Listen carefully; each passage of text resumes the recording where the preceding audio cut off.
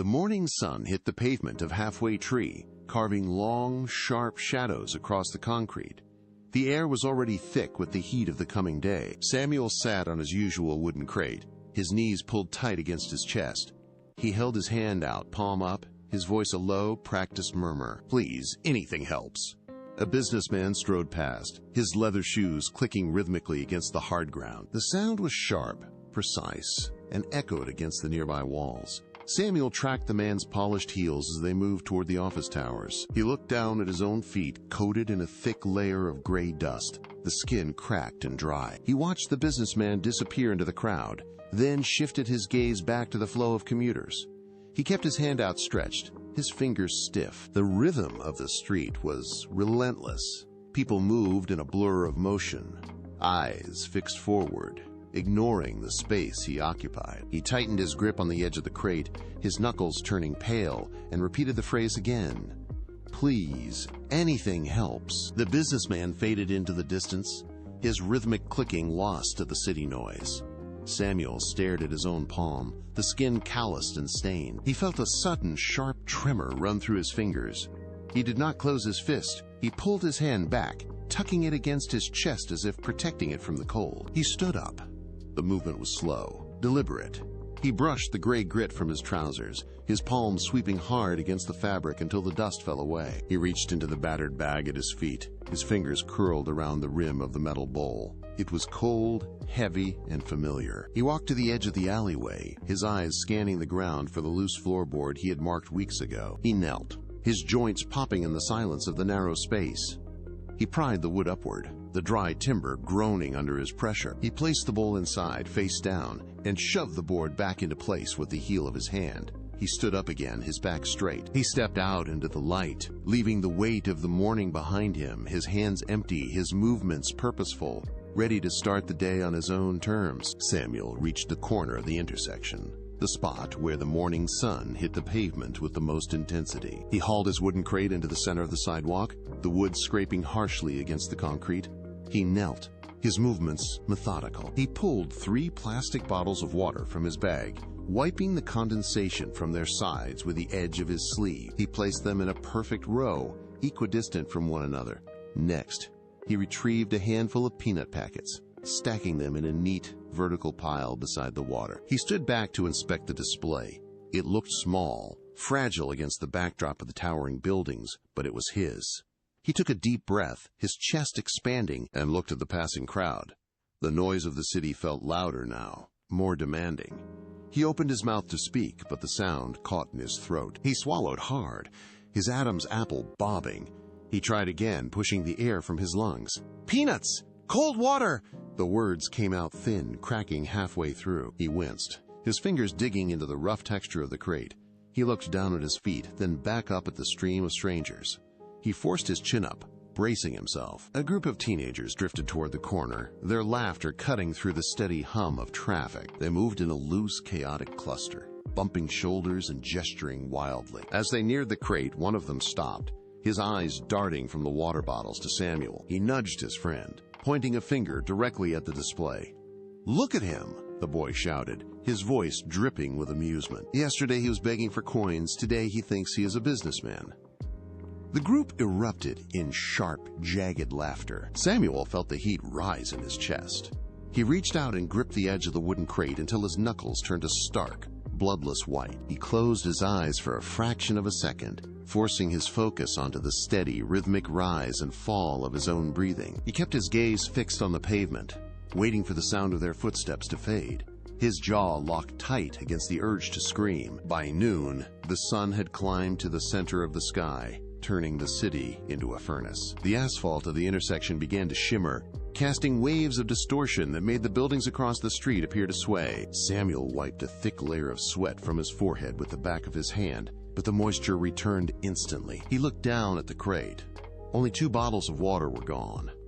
The rest of the inventory sat untouched, baking in the relentless glare. A sharp, hollow ache began to gnaw at his stomach, a rhythmic contraction that demanded attention. He pressed his palm against his midsection, trying to dull the sensation, but the hunger was persistent. He counted the remaining packets of peanuts and the last few bottles. The math was simple and brutal. If he did not sell these items by the time the shadows lengthened, he would be forced to consume his own stock just to keep his strength up for the night. That would mean zero profit. It would mean starting tomorrow with nothing. He looked at the crowd flowing past him, their faces blurred by the heat haze, and felt the weight of the day pressing down on his shoulders. The stagnation was a trap, and Samuel refused to be caught in it any longer. He reached down and grabbed one of the remaining water bottles. He held it up, turning it slowly in the harsh light so the condensation on the plastic caught the sun, creating a miniature, shimmering prism. He shook the bottle, the sound of the liquid sloshing inside acting as a sharp, rhythmic call. He did not wait for the crowd to notice him. He moved to them. He stepped off the curb and planted his feet firmly on the edge of the busy sidewalk, directly in the path of the oncoming stream of commuters. He held the bottle out, his arms steady, his posture rigid with intent. "Cold water," he called out, his voice cutting through the roar of the traffic. "Stay cool." He watched the eyes of the people passing by, tracking their gaze, looking for the slightest flicker of interest. He was no longer a fixture of the street, a background element to be ignored. He was a merchant, and he was demanding their attention. Every muscle in his body was coiled, ready to pivot, ready to close the distance. The moment someone slowed their pace, he was done waiting for the world to give him a chance.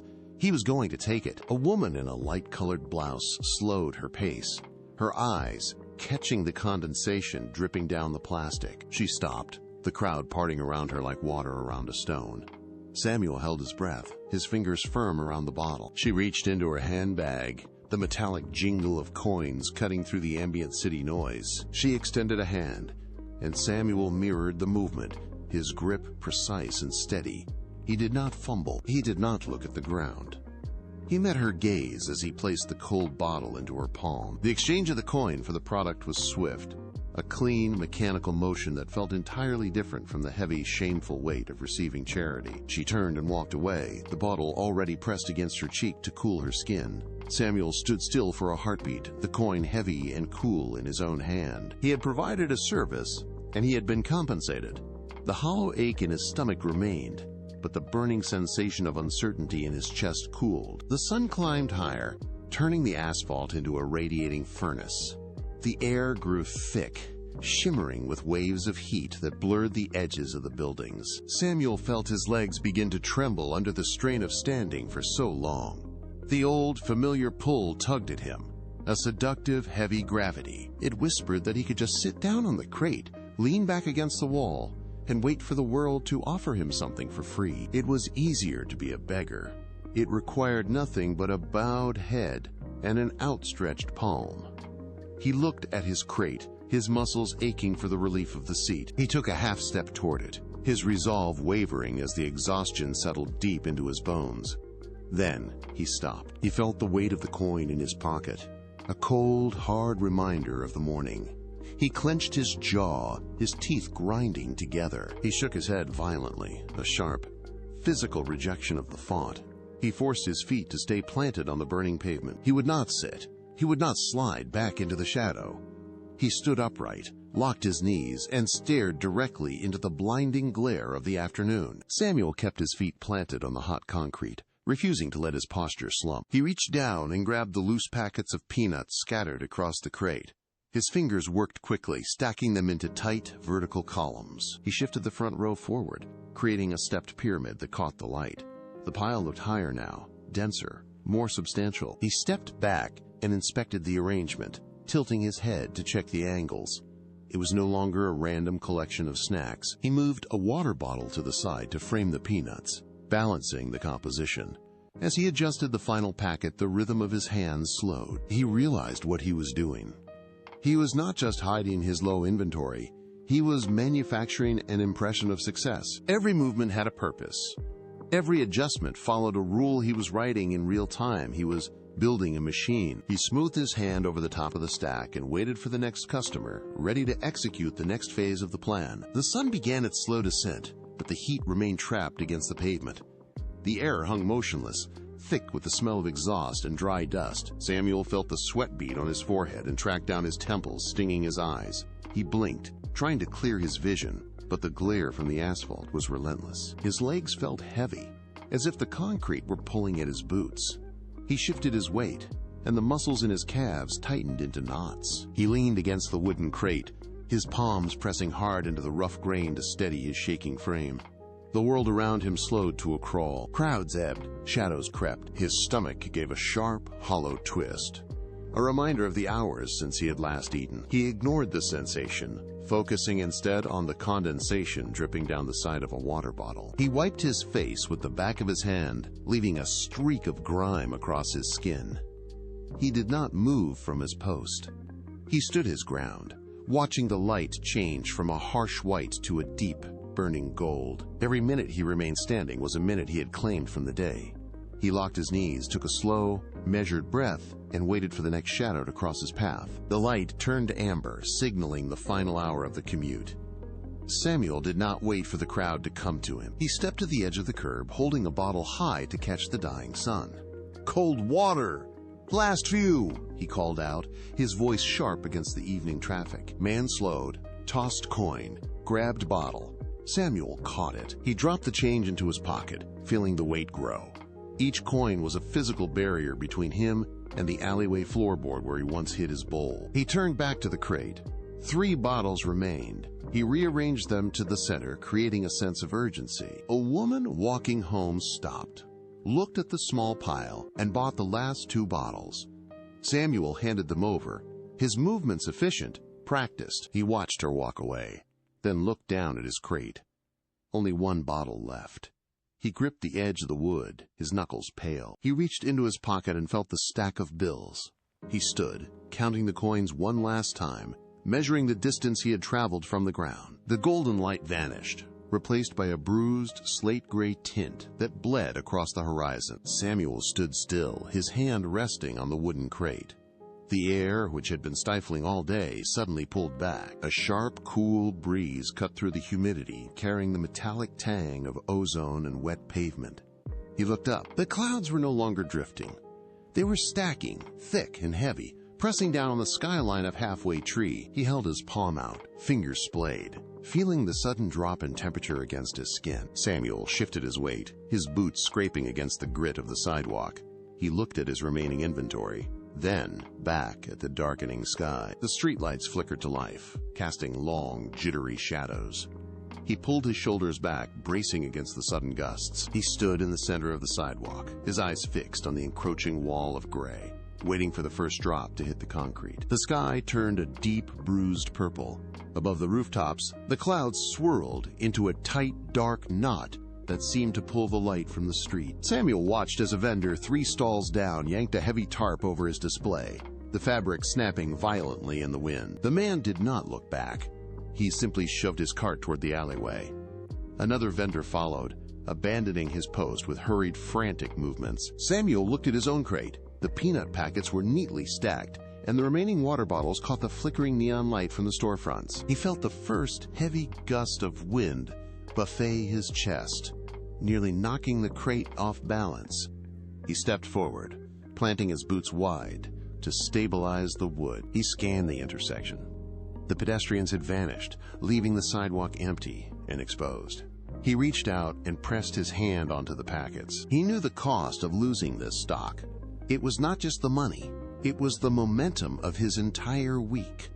He looked toward the shop awning nearby. He had to decide: abandon the post and save the goods, or hold his ground and risk the deluge. He gripped the edges of the crate and braced his body. The first drop hit the pavement with a sharp, audible slap. Then another, larger, landing directly on the crate's edge. Samuel did not flinch. He reached into his bag and pulled out the folded plastic sheet, his fingers moving with practiced speed. He snapped the plastic open, but the wind caught the edge, ballooning it outward like a sail. He lunged to pin the corner down, his boots sliding on the slick concrete. The wind howled, a low, guttural sound. He fought to keep the sheet centered, but the gusts were erratic, pulling the plastic from his grip. A second wave of heavy drops hammered the street. He leaned his entire weight against the crate, trying to shield the peanuts with his own body while wrestling the sheet into place. The air was no longer just cold. It was thick with water, blurring the streetlights into hazy, indistinct smears. He gritted his teeth, his arms trembling. He pulled the plastic tight, trying to tuck it under the wooden base, but the gale tore at the edges. snapping the material with a sound like a whip. The sky opened. It was not rain. It was a wall of water that slammed into the pavement with enough force to bounce. Within seconds, the street became a rushing channel of gray runoff. Samuel dropped to his knees, trying to pin the plastic sheet against the wooden crate with his chest. He felt the freezing water soak through his shirt instantly, turning his skin numb. The wind changed direction, a violent gust that caught the underside of the plastic. It ripped the sheet from his fingers with a sharp, tearing sound. He lunged for it, his hand grasping at empty air as the plastic vanished into the dark, swirling chaos. He stood up, stumbling, his vision blurred by the sheer volume of the downpour. The streetlights flickered and died, plunging the sidewalk into a murky, rain-slicked gloom. He stood exposed, his hands still clawing at the space where his protection had been. The wind pushed him back, a physical weight against his frame. He looked down at the crate. The water was already pooling around the base, climbing the wood. He had no cover left. He had no way to stop the deluge. The storm had claimed the street, and he was standing in the center of its path, shivering as the cold water cascaded down his back. The rain hammered the peanut packets with relentless, heavy rhythm. Samuel stared, unable to move, as the water pooled on the wooden crate. The first packet, a small plastic bag, began to fill with gray, murky runoff. He reached out, his fingers trembling, and grabbed the corner of the packet to pull it to safety. The plastic was slick, sliding through his grip like a live thing. He felt the paper label beneath the plastic turn to mush under his thumb. The water was not just wetting the goods, it was dissolving them. He grabbed a second packet, then a third, but they were already heavy, sodden, and useless. The cardboard backing of the display slumped, losing its shape as the moisture seeped into the fibers. He watched the vibrant colors of the packaging fade into a dull, wet gray. Every packet he touched felt like wet sand. The peanuts inside, once crisp and dry, were now absorbing the deluge, swelling and breaking through their weakened containers. He stood over the crate, his hands hovering over the wreckage, realizing there was nothing left to save. The work of the entire day was liquefying before his eyes. The packet slumped into a heap of soggy, unrecognizable debris. He pulled his hands back, his palms coated in wet paper and grit. The inventory was gone. Samuel backed away from the crate, his boots sliding on the slick concrete. He found the narrow shelter of a shop awning, the metal roof drumming with the roar of the storm. He leaned his back against the brick, his breath hitching in ragged, shivering gasps. His hands were numb, stiffened by the biting cold of the rain. He reached into his pocket, his fingers fumbling for the small, damp wad of paper. He pulled the bills out. They were heavy, clinging to each other like wet leaves. He moved his hands deeper into the shadows of the awning, shielding the money from the wind. He began to peel the bills apart one by one, his heart hammering against his ribs. Each note felt fragile, ready to disintegrate at the slightest pressure. He smoothed them against his thigh, his eyes straining to read the denominations in the dim, flickering light of the street. He counted slowly, his lips moving in the dark. The total was small. It was a thin, pathetic sum. He stopped, his fingers hovering over the last bill. The math was simple and cruel. He had barely covered the cost of his initial investment. The cold brick wall pressed against his spine, a sharp contrast to the heat rising in his chest. Samuel stared at the dark, rushing water of the gutter. The frustration was no longer just a thought. It was a physical weight, pulling his shoulders down, tightening his throat until every breath felt like a struggle. He looked at the damp bills crumpled in his hand. They felt like lead. He thought of the hours spent standing in the sun, the shouting, the rejection, all for this handful of paper that barely kept him afloat. A sudden, violent impulse surged through his arm. He wanted to fling the money into the street, to watch it wash away into the darkness, and be done with the cycle once and for all. His fingers tightened around the coins in his pocket, his knuckles turning raw and white. He leaned his head back, closing his eyes, listening to the relentless rain. The urge to let go was intoxicating. It would be so easy to walk away, to stop fighting the current, to let the city reclaim the space he had tried to carve out. He raised his hand, his arm trembling, poised to cast the earnings into the drain. The gutter roared, a hungry, black mouth waiting to swallow the last of his effort. His hand hung over the dark, churning water of the gutter. One twitch of his fingers, and the money would be gone. But as his thumb shifted against the lining of his pocket, it caught on something different. a texture that was not damp, not sodden, but crisp. He froze. He moved his fingers deeper, pushing past the wet fabric, and felt the corner of a bill that had remained untouched by the storm. It was dry. He pulled it out, holding it up to the faint, reflected light of the street lamps. It was a small portion, a reserve he had set aside days ago, hidden away for a moment exactly like this. The rule echoed in his mind, clear and sharp. Never spend everything. He had followed it without thinking, a habit of survival. The realization hit him with the force of a physical blow. He had not lost everything. The frustration began to recede, replaced by a cold, steady clarity. He tucked the dry money back into his pocket, his movements deliberate and calm. The storm was still raging, but the panic had lost its hold. Samuel pushed himself away from the brick wall. His legs felt heavy, stiffened by the damp air and the long hours of standing, but he did not hesitate. He took a slow, deliberate breath, feeling the cold air fill his lungs, and stepped out from under the awning. The rain hit his face with renewed force, but he ignored the stinging drops. He adjusted his grip on the empty bag, his knuckles steady now. He looked down the street, past the flooded gutters and the debris of the storm, toward the faint, flickering glow of the market lights. They were distant, yet they represented the only path forward. He began to walk. Each step was a conscious effort against the mud and the fatigue, but he kept his pace even. He was not letting the storm win. He was not letting the loss of his inventory break the momentum he had fought so hard to build. He counted the rhythm of his footsteps, matching them to the plan forming in his mind. Tomorrow, he would return. Tomorrow, he would restock. He walked past the darkened storefronts, his gaze locked on the horizon, leaving the wreckage of the day behind him. The market was waiting, and he was already preparing for the first sale of the morning. The weeks that followed were not just about survival. They were a masterclass in the rhythm of the street. Samuel stopped looking at the crowd as a singular, faceless mass. He began to watch. He noticed the office workers, who surged toward the stalls during lunch hour. Their steps hurried and their eyes fixed on their watches. They wanted speed. They wanted convenience. He adjusted his position to catch them as they exited the main office blocks. Then came the afternoon shift. The school children arrived in waves, their voices loud, and their pockets filled with small coins. They ignored the water but scanned the crates for something sweet. Samuel took notes, not on paper, but in the calluses of his hands and the steady focus of his gaze. He learned that the sun dictated the thirst of the morning, while the heat of the afternoon demanded a different kind of trade. He was no longer guessing where to stand or what to offer. He was mapping the ebb and flow of the market like a navigator reading the tides. Every failure of the past was now a data point, a lesson in what worked and what did not.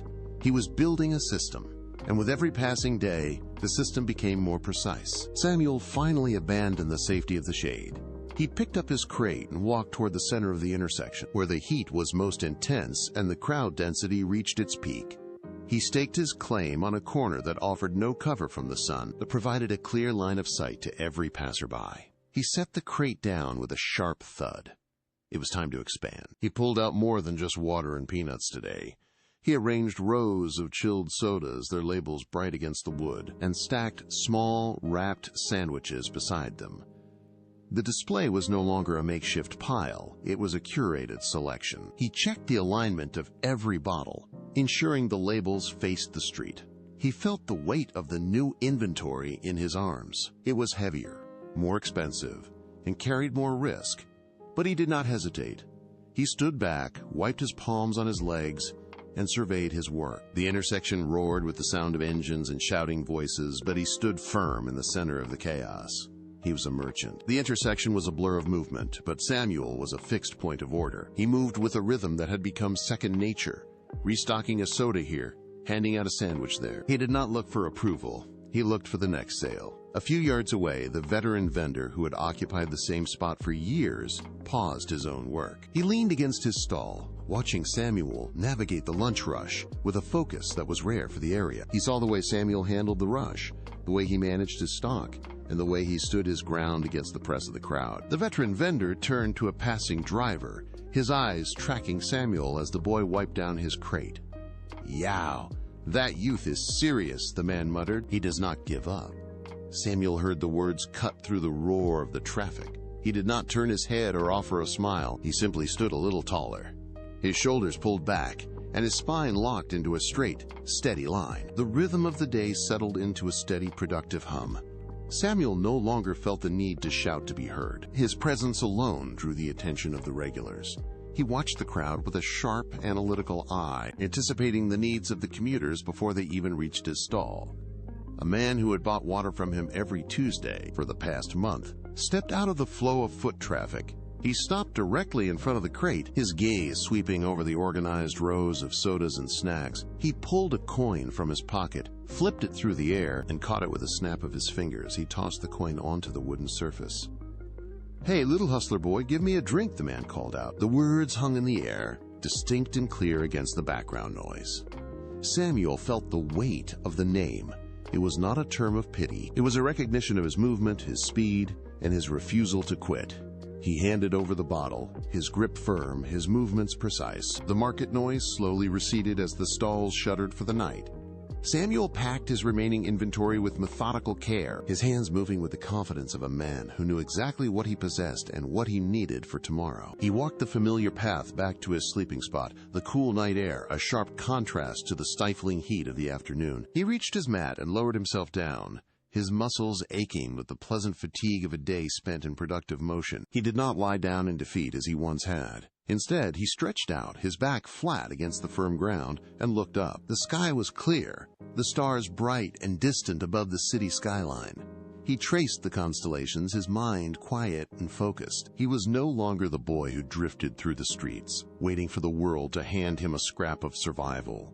He felt the weight of the day's earnings in his pocket, a tangible proof of his own agency. He was a merchant. He was a force that moved within the market, a part of the city's pulse rather than a shadow on its edge. Samuel closed his eyes, but his mind refused to shut down. He began to replay the day in segments, tracking the movement of every bottle and packet. He calculated the peak hours, the specific types of commuters who stopped, and the items that vanished fastest from his crate. He was already drafting the order for tomorrow morning, deciding to swap the slow-moving snacks for more water and perhaps a few more sodas. His fingers tapped against his leg, tracing the rhythm of a ledger he kept entirely in his head. The city outside was quiet now, but he could still hear the ghost of the intersection, the hum of the crowd, and the clatter of the market. He realized then that the streets had shifted. They were no longer the suffocating trap that had once demanded his survival. They had become a classroom, a complex laboratory of supply and demand, where he was the lead researcher. Every failure had been a lesson, and every success was a data point. He breathed in the cool air, his mind sharp and clear, already anticipating the first light of dawn. He was not just waiting for the day to begin, he was preparing to master it. The city remained a sprawling, unpredictable machine, but Samuel no longer felt like a cog caught in its gears. He stood up in the darkness, his body moving with a deliberate, practiced grace. He looked toward the direction of the market, seeing not a labyrinth of struggle, but a map of opportunities. He had spent months observing the flow of people, the rhythm of the traffic, and the shifting needs of the crowd. Every interaction had been a building block. He had learned to anticipate the surge of the lunch rush and the quiet lulls of the afternoon. He was no longer reacting to the city. He was orchestrating his place within it. The chaos that once terrified him now served as the fuel for his progress. He tested his own resolve, feeling the strength in his legs and the clarity in his thoughts. He had mastered the art of leading his own life, turning the daily grind into a structured path toward growth. He was the architect of his own survival, and for the first time, the future did not look like a gamble. The first light hit the pavement of Halfway Tree, but the shadows no longer held any weight. Samuel walked to his spot, his stride measured and steady. He set up his stall, not with the frantic energy of a boy desperate for a sale, but with the precision of a merchant who owned the ground beneath his feet. He arranged his sodas and snacks in perfect, symmetrical rows. A driver slowed down, leaned out of his window, and tossed a coin toward the crate. "Keep the change, hustler," the man shouted. Samuel caught the coin, tucked it into his pocket, and nodded. He did not look down. He did not tremble. He stood straight, his eyes scanning the intersection, watching the flow of traffic and the movement of the crowd. He was a fixture of the market now, a permanent part of the city's pulse. People walked past, some stopping, some moving on, but all of them acknowledged his presence. He was no longer the boy who begged for scraps in the dirt. He was the force that kept the market moving. He adjusted a bottle, wiped a speck of dust from his display, and looked out over the intersection. The city was vast, loud, and demanding, but he was standing in the center of it, unmoving and unshaken. He took a deep breath, gripped the edge of his crate, and waited for the next customer. He was ready.